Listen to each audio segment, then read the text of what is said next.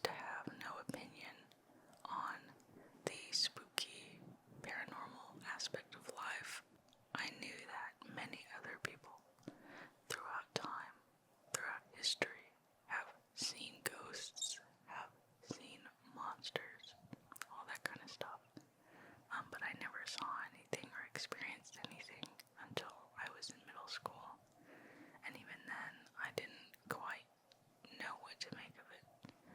It wasn't until I got into college that I fully swung around to acknowledge that there are things that make no sense to our popular way of understanding. Today, I'm going to be sharing some of the stories with you while whispering into this microphone, and I hope that despite the eerie nature of this content, that you will be able to relax and chill and do whatever you need to do, even fall asleep, which would be the best outcome. Okay, with that said, let's get started on Summerween. The first one that comes to mind happened in my hometown of Taylor, Texas. My mom and I moved around from house to house. She was a single mom, and we had to rent houses and would move. And some of the houses we had to rent were a little sketchy. Prior to the absolute financial crash of 2008, my mom eventually managed to buy a home. It was the first house I was ever going to live in that we owned, and it was going to be our home. Of course, 2008 happened. This house turned out to be a disaster, and like many American families, we ended up having to move. But during the time that we were in this home, it was the weirdest period, I think, of my life. I remember walking into it, and it was very dark. It's all wooden. This house is still there in Taylor, Texas. It looks exactly the same. They haven't done anything to it. It's all wood, and it is dark inside this house. Unnaturally dark inside this house. I remember as the realtor was taking my mom all around, I could hear their voices fading into the next room. I opened the closet door in the hallway, just looking around, very curious. And I open it, and there's not much in there. There's a water heater and a big pipe, and with kind of a gentle hiss coming from it. And I noticed immediately there was something very weird on the pipe, and I looked closer, and it was the dried out pelt of an animal. It was some hide of an animal that had been flayed out and then pasted onto the pipe, dried there, hanging there. And I remember thinking, oh, that's really strange, and then closing the door. In the upstairs of this house, there was a bathroom and an attic. A really long, dark hallway led to the bathroom and the attic. And this bathroom had no windows. It was pitch black. I remember it being the darkest room I had ever seen in my life. Impossibly black. I would open the door, and it would be this void. The light from the hallway would come in and kind of barely illuminate a sink, and the rest was just complete darkness. I never used this bathroom, but I remember one of the first times being up in the attic, I heard the faucet turn on, and then turn off, and then turn on, and then turn off. One time, I opened the door when I heard the water, and the dim hallway light began to illuminate the sink and illuminate the stream of water coming down. And the rest, I looked up, and it was so dark that I closed the door. The water eventually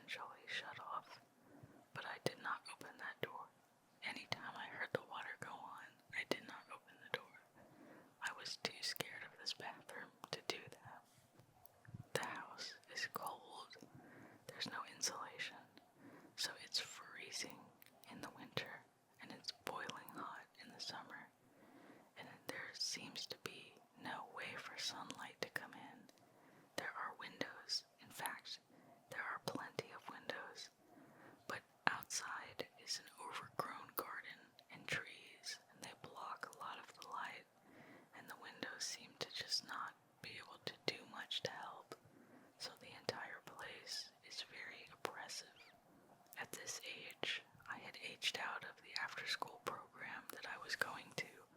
So my mom worked, and then I would get out of school and not have anywhere to go. So I would just go home. And I would go home to this house, this really dark, big, empty house. And I usually would sit and listen to the radio, which is what you did. Or sometimes I would turn on the TV and watch PBS, or the music video channel, which was somehow a channel on our TV. And I don't remember when it started happening, but eventually I started walking to the library after school, and the library was down the street from us. It was like maybe a 15-20 minute walk, and I would go the back way, and I would walk through the neighborhood instead of on the main road.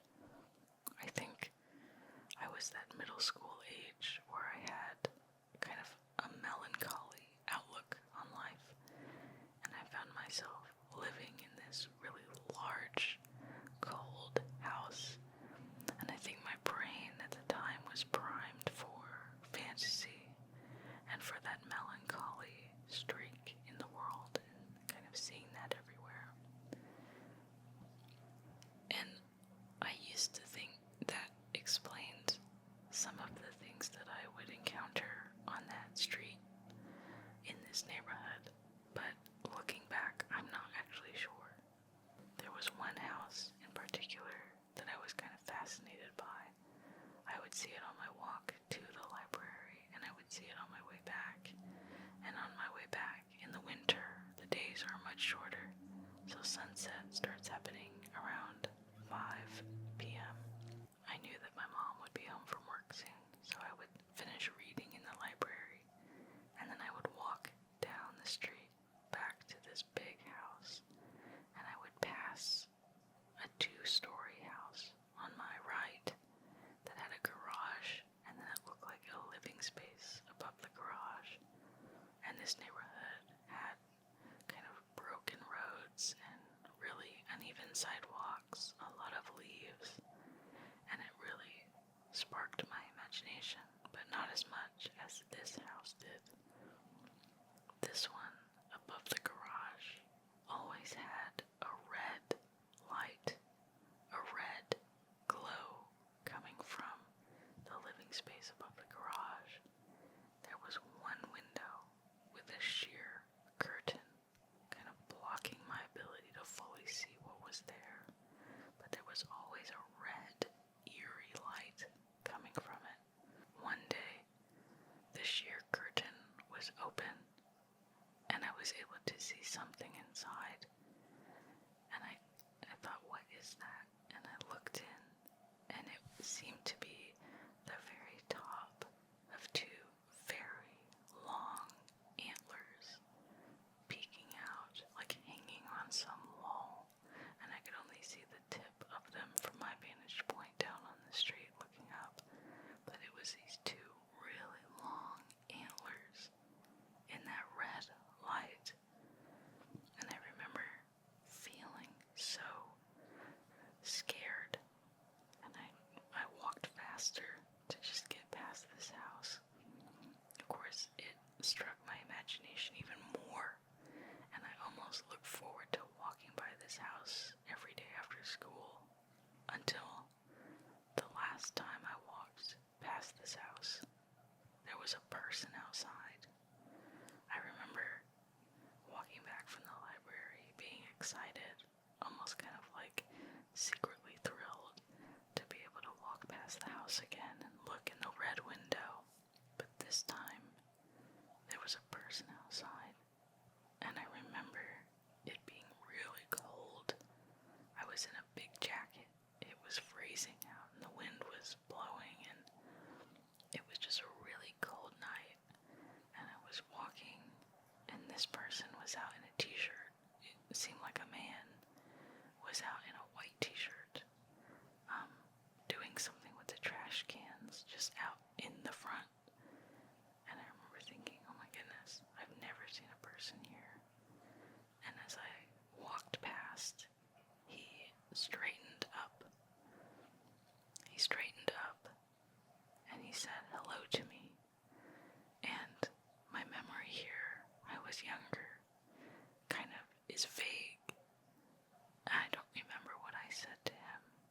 said hello, but I remember very distinctly, clear as day, he asked me if I live around here, and I said yes, just over there, and I vaguely gestured down the street, and then he asked me, "Are you alone?" And I remember it felt like all the blood left my body, and I was completely in panic mode, and I said, "No, my brother's home." And he said, "Oh, okay. Well, you have a great night." And he turned, and I just started walking, and I was panicked. I felt horrible, and I walked all the way home. I went in the house, and I locked the doors, and I never walked past that house again with the red room. I refused. I would take the main road to the library from then on out, but I would think about this house from time to time, and I just kind of normalized what I had seen. I remember driving down the road later with my mom. I told her about what happened, and she said I did a good thing by not engaging and just getting out of there. But we were driving home. We'd gone somewhere, and she happened to turn on the street that I used to walk on. It felt like my kind of private walk, and it was interesting, like my mom driving on that road somehow was a weird kind of paradigm shift for me. And when we drove past this house, it looked completely different. What had been kind of white, peeling, dilapidated paint was like a smooth beige. Oh, okay, maybe they've painted it. What was like a red, glowing room was just completely dark for the first time. What had been like cracked sidewalks were kind of normal. And like a dilapidated road just looked better. And I remember not being able to really process that difference in what I had experienced maybe a few weeks ago when I had been walking on that road to the library every day, and what was now visible in front of me when I was driving in the car with my mom. It was like the eeriness completely vanished.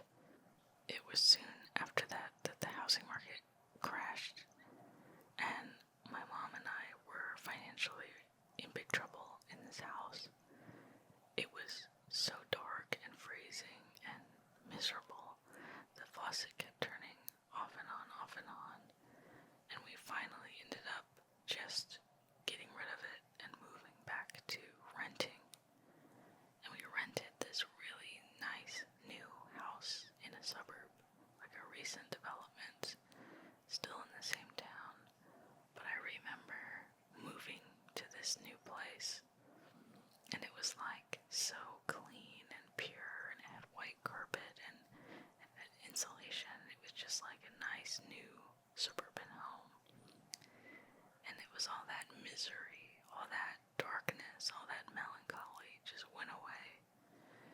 The neighborhood was clean and easy to walk on, and there was dogs, and I remember that old neighborhood and that old house, and it felt so far away, but it all felt really connected, like just a bad place, just an oppressive, strange place that felt like it was squeezing every ounce of energy from both me and my mom.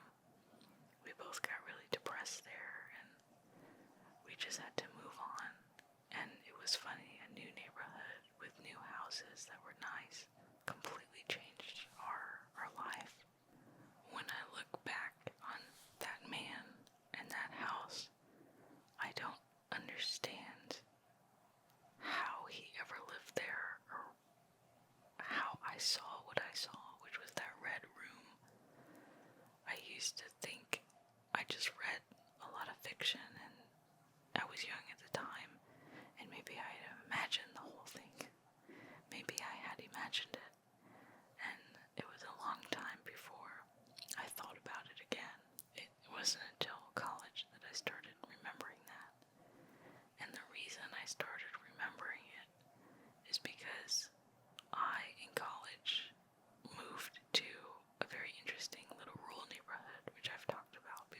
this channel where interesting things started to happen to me again.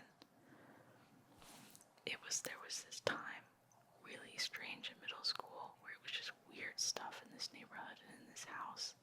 The feeling of being oppressed by the environment and that anything could happen, and then nothing. And then, all of a sudden, I'm an adult. I'm in college. And I move, and interesting things start happening again. I moved into a room above a garage to go to college.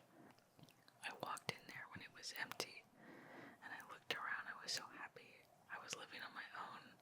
I moved out of home, moved away from Texas, and I was in California, and I was living on my own. I was going to college, and I drew a floor plan based on this little studio apartment above a garage. And I remember in the wall, there was no outlet along one wall. And I thought, okay, I can't put my desk there because there's no outlet. I can't plug in my computer or my lamp. So I found the nearest outlet and I drew plans to put my desk there, etc.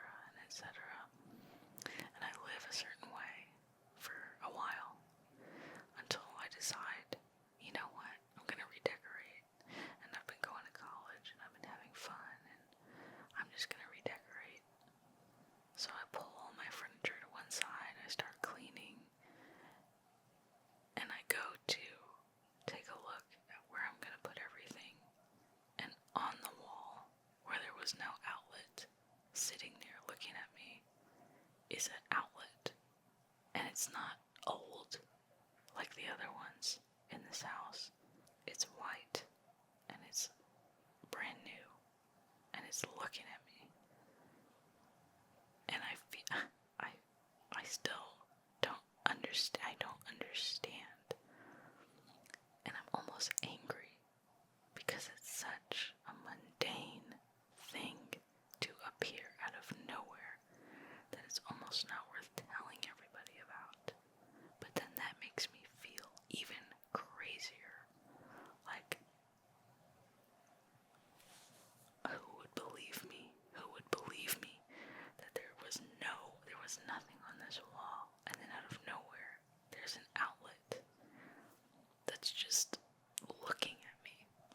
I put all my furniture back, and I put my desk where it was supposed to be originally when I moved in, where I wanted it originally, but there was no outlet. And all of a sudden, there's an outlet. My landlord did not put the outlet in. He did not make any changes to the unit. It was always there, according to him. But there's no... What? It was like a weird glitch in the Matrix where the outlet was always supposed to be there, but it just didn't match the rest of the house. Something else happened here. I had my girlfriend over, and we were talking, and it was late at night, and there are coyotes out here, but this night was really different. There was a lot of them, and they were really close to the house, like a lot of them. We had some outdoor cats that didn't belong to me, but just would roam around, and I was worried about them. Sometimes they would show up, and they would look like they got in a fight. And when I heard these coyotes, I decided to go outside and look. And I opened the door, and I can see darkness, and I can hear coyotes. And then it gets quiet, really quiet. And I have a flashlight with me, and I'm very quiet. I'm kind of walking down the sidewalk, I'm listening. And then I hear a sound that's like a dog, but it's really loud, and it's breathing. It's just like, at least I think it's a dog, and it sounds like it's right. I go down this walkway, and there are stairs, and then a driveway, and I'm standing at the top of the stairs looking down into the driveway, and it sounds like it's somewhere right there. This breathing sound, like, but just, I can't see it. it stops. And then there's this rustling sound like leaves. And then to my left, just over this wall, I'm staring at the wall that leads right into the driveway. And I hear it right there. That same sound. And I am like, I have that same feeling like when I saw that man, when he asked me if I was alone. My blood is like frozen. My whole body feels like it's pins and needles. The night is quiet except for crickets and this thing. And I don't know how it got over there. I like heard it move from the bushes to behind the wall, and I don't know how it got there, but I can hear it. It's right there. And I don't know if it's a coyote or what, but the panting, the breathing, it sounds like it's in my ears. And I take one step down the stairs because I'm determined to scare this thing out of hiding. And then I take another step, and then a step onto the driveway, and another step, and the breathing stops. It stops. And I'm standing there with my flashlight, frozen, and I don't hear anything. It takes me maybe 20 minutes. I'm just like alternating between standing still and like taking some steps forward to fully go at the end of the driveway and look behind the wall. And there's nothing. And I look in the bushes, nothing. My girlfriend is outside with me. She'd heard all of this. And I told her, like, we should go inside. Like, I don't know what that was. I don't know what happened. We should go inside. And we did. And we locked the door. And we didn't hear any more coyotes that night or any other sounds. But we both sat with the experience of whatever that was. It's unexplainable. And it still gives me the willies, like, to think about how loud that breathing was. It was like it was all around me in the atmosphere, like it was in my ears coming from behind the wall. But nothing was there. I didn't hear it move if it left. And I don't know if it was a coyote. I don't know what it was. But it was the strangest thing I've ever experienced. It reminded me of Taylor. It reminded me of that feeling of something being there, but I don't know what it is. And it reminded me of that man who was such a weird anomaly presence, but I'm not sure if he was real. I'm not sure what that was. If that was a person, I have no idea. It felt very validating that my girlfriend was there to experience that with me and make me feel like I wasn't crazy. Because when I was younger and hearing the sink and seeing that man and feeling that oppressive force, it was just me. I was alone. My mom was at work. And I felt very alone. Like I couldn't fully explain to anyone what was happening and how bad it felt. And this time my girlfriend was there with me. And that stupid outlet not being there and then being there, that made me feel alone and like, how can I talk about this with anybody? And finally, my girlfriend got to experience something very strange with me, not that long after the coyote breathing sound. We were walking on a beautiful sunny day on these trails that go through the little town where she lived. And we were going on a walk. We'd said goodbye to our family, going for a walk. We'll be back soon. And so we're walking, and people pass us by on bikes. They're cycling. And it's really weird, but we're walking along, and then 3 women pass us by to our right. And I only remember them because of what happened. They pass us by the first time, and you hear snippets of their conversation as they pass. The woman in the middle, she's wearing an orange cycling jersey, and on the back you can see all the sponsors of whatever race it was, including sponsor for, I think, breast cancer or something. And she's talking about cancer as she's writing. She's talking about maybe the race, maybe somebody that she knows. She mentions her daughter, and I hear that word, daughter, as they cycle off past us. Of course, I think nothing of it until maybe 30 seconds later, 3 women pass us by on bikes to our right, and one of them says the word, daughter, and it's the woman in the middle, and the woman in the middle is wearing an orange cycling jersey with sponsors on the back. And as I watch them ride away past us, I have that feeling in my bones because it's identical. Those 3 women, that just happened, that same conversation, the same everything just happened.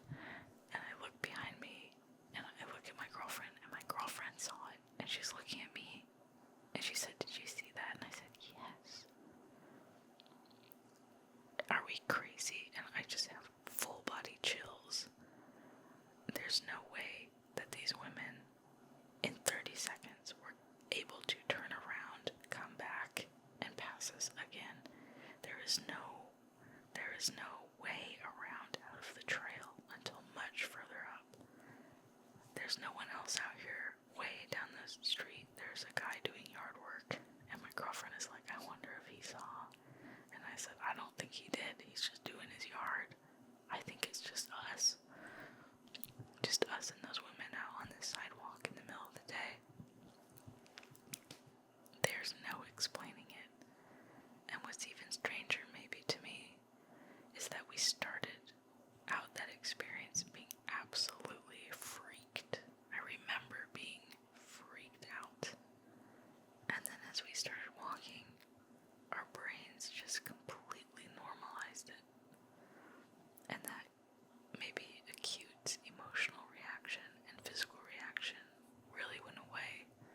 And we got back to her house. Her dad was unloading something from the back of his car. And he says, "How's the walk?" And we said it was good, but this weird thing happened. And we told him about the women on the bikes. And as we were telling him about it, I could feel that the emotionality had been drained away. And it was more like a, that's weird. And I almost thought that was stranger. Like, why are we not bothered by this anymore? Or like the outlet. What starts out as very disturbing eventually just faded into another memory of something that happened that day. And I don't know why the brain does that, but objectively, that was not normal. That was not normal. We both saw it. It was the same moment. It was like a time loop. It was the same women. It was the